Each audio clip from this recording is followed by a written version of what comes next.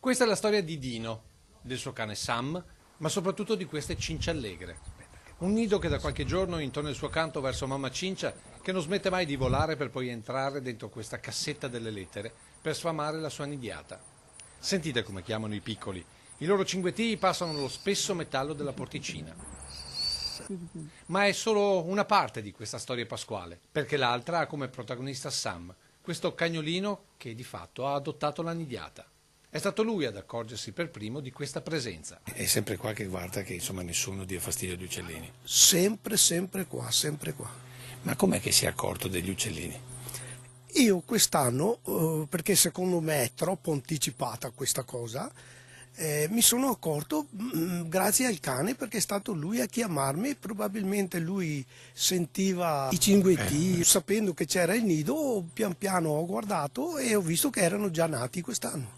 Dino di mestiere fa il contadino e ci tiene a questa qualifica perché dice l'agricoltore oramai non si sporca più le mani e questo lo allontana sempre di più dalla terra.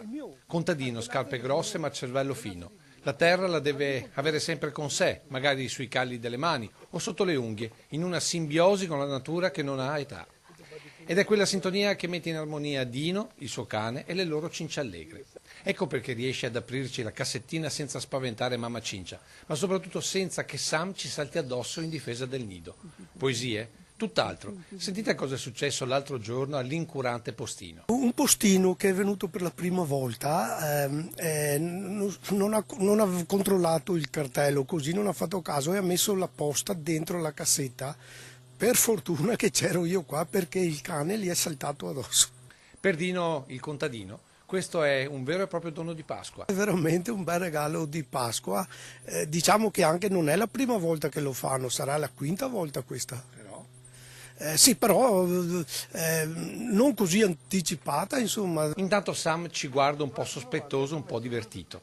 In tutta questa scena gli unici intrusi in fondo siamo proprio noi. Così facciamo chiudere la cassettina, accarezziamo Sam e ringraziando Dino salutiamo questo piccolo angolo di paradiso nella piana trevigiana, portandoci nel cuore il canto pasquale delle cinciallegre.